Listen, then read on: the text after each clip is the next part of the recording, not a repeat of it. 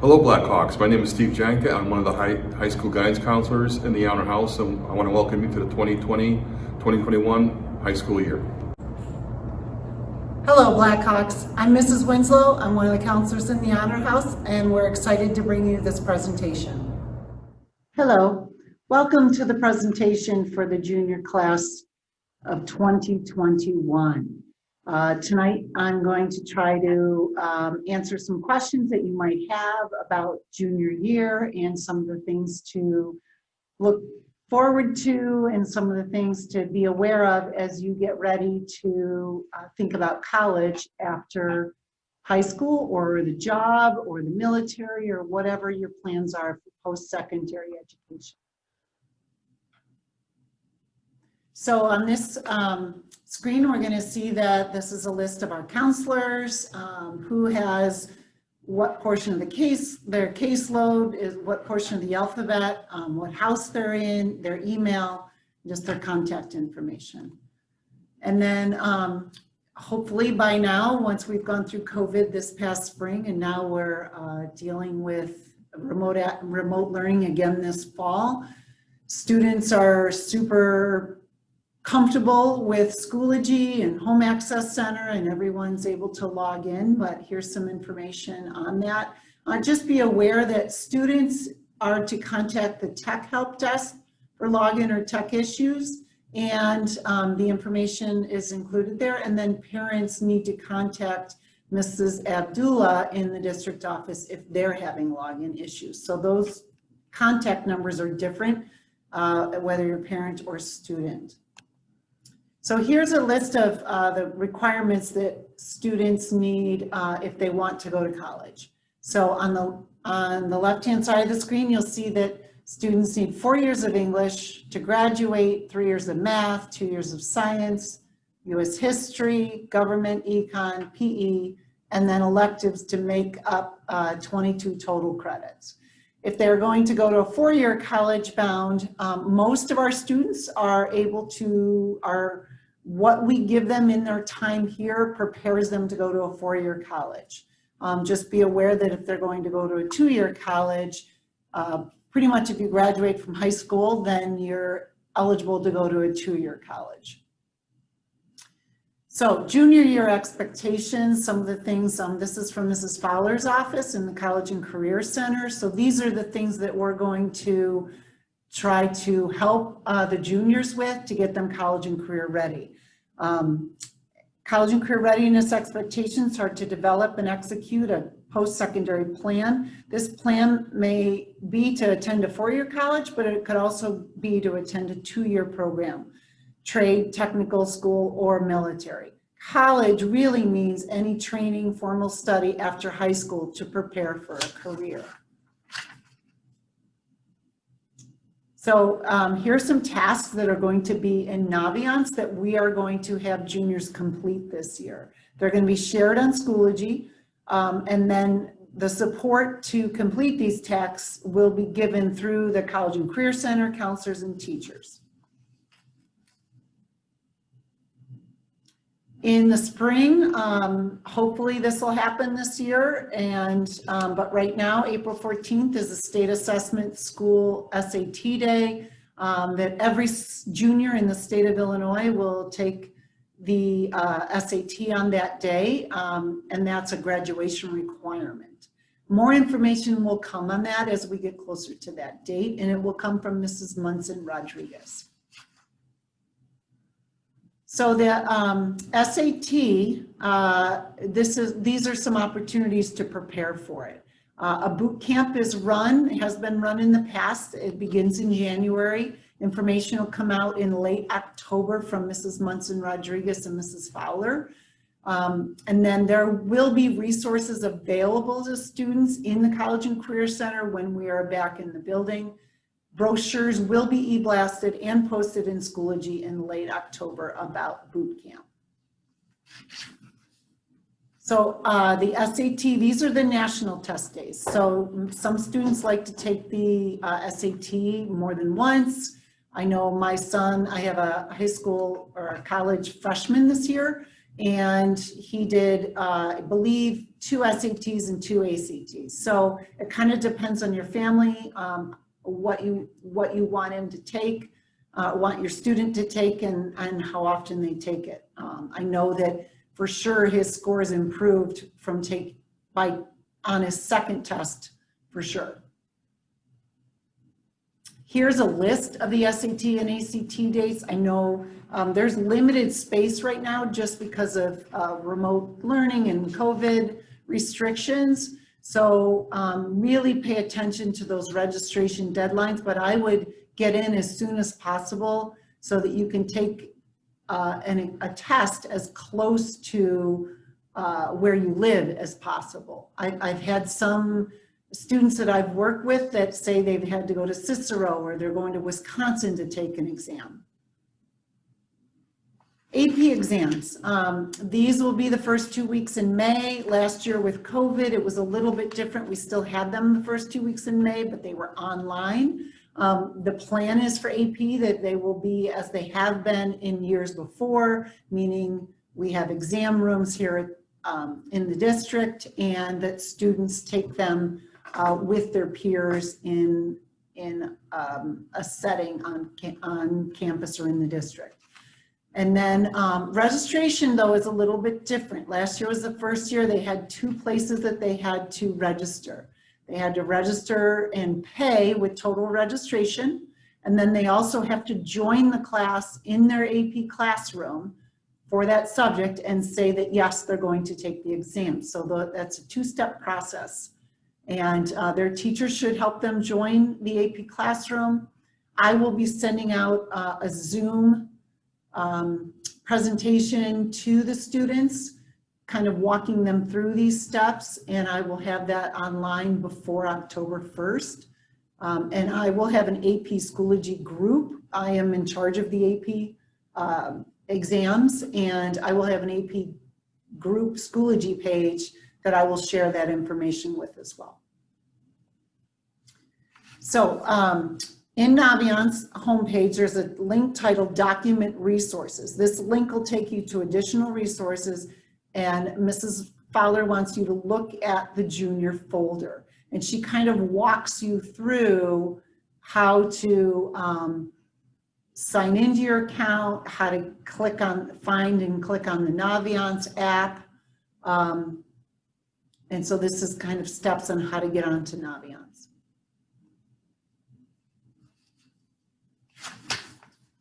So the College and Career Center, obviously we are not open for face-to-face business, but Mrs. Fowler is ready and willing, and so is Mrs. Enslin, to meet with you virtually. But you do need to click on their links here to schedule appointments. Really, Mrs. Fowler can do College and Career Coordinator, and Mrs. Enslin really helps with job placement and career placement. And you can see the times on there that they're available.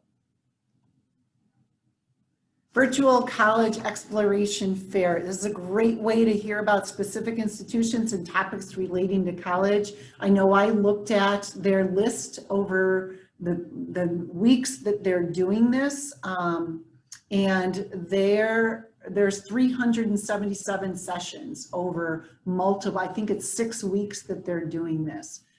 So they do have to register, but there was a lot of topics that are good for incoming college or prospective college students to review, but then there's a lot of individual sessions run by specific colleges about their college. So this is you can register for as many sessions as you want to.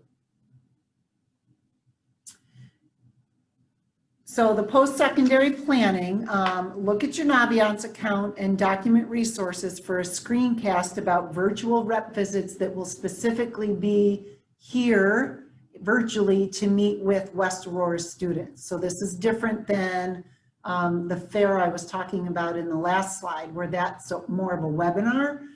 This is probably more interactive virtual visit. And why do you want to do these rep visits? because you want to learn about different types of school. You want to maybe learn about some specific schools you've heard of and you're excited about, but you don't know much about. So admissions counselors will meet one-on-one, or depending on how many people are in the group, but they will meet with you. And you log into your Naviance account, and then you can see here how Mrs. Fowler walked you through how to find the information. Post-secondary planning, here are some websites that you can go to for scholarships and financial aid information.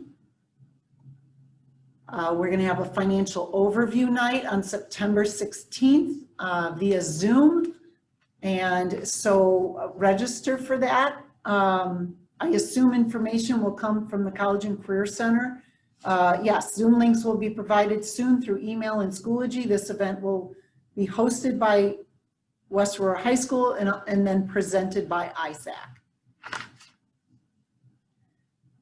Really important, students and parents, follow us on social media and Twitter and Instagram accounts.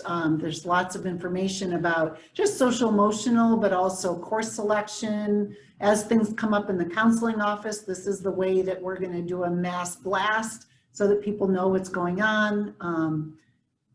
And that's better maybe sometimes than just having kids having to log into their Schoology account to get that information, because we know they're on social media all the time. So dual credit. So as we begin preparing for next year's classes, that'll happen in January with the counselors. I just want to explain what dual credit is all about. Dual credits are classes that are taken at West Aurora High School, but they earn college credit through Waubonsie. Many of these college classes are accepted in any in-state public institution in Illinois. U of I is an exception to that, and then as a private school, I know Northwestern, there's an exception in some of the other private schools, but that's worth reaching out to those admissions offices to say, this is a class that we're interested in, can that be accepted at your school? Many of these classes are core curriculum type of classes. So they're offered at West, most of them are senior year. If a student gets a C or better, they can earn credit as a college class. They do need to have, they will create a Waubonsie transcript, and they'll need to have that transcript then after senior year sent to the college of their choice if they're not going to Waubonsie right after high school. They will register for these classes with their counselor. However, this registration is based on teacher recommendations. So it's a good idea to look at our online curriculum guide to see what classes are offered, and then have a conversation with the teacher in that subject area about maybe being placed in that for next year. Military, unfortunately, this is something that's they're usually here during the lunch hours. We usually have an ASVAB test that students can take here in the fall and in the spring, but that's really up in the air right now. I know that Mrs. Vanderveen in the Pride House has reached out to the military to find out if they're offering the ASVAB here or virtually, or what they're doing with that. But just so you know, you don't have to or want to be going into the military to take the ASVAB. It's open to anybody. And for a student who really doesn't know what they want to do, or they just want to confirm that the career that they're thinking about is really in their wheelhouse, then this would be a great opportunity if we offer the ASVAB to take an ASVAB and get an idea of what careers really, it's just a career inventory, and it helps students kind of direct them in the best place so that they don't waste a lot of time or money down the road exploring their career that really isn't in their wheelhouse. NCAA Clearinghouse, I'm the NCAA liaison here at West Aurora High School. I know that there have been some changes based on COVID, based on kind of last year's COVID things. I know NCAA has made some accommodations. That information can be, NAIA has as well, but that information can be found on their websites. But really, in general, Students have to have 16 core classes with a minimum GPA and ACT score to be eligible for Division I, Division II, and NAIA. Has a little bit different criteria. The other important thing to know is that when they are taking the ACT or the SAT and they know that they're going to be a college athlete, they should put their NCAA code for the 9999 or the NAIA code 9876 as one of their college codes. So when you sign up for an ACT or an SAT, you're able to put in, I think, 4 different college codes. And if they know for sure they're going Division I or II, then I would suggest that they put in the NCAA code so that they can already have their SAT or ACT official scores shared with them. So that's just a suggestion that saves you money down the road. So during this remote learning time, we have created some kind of extra student support.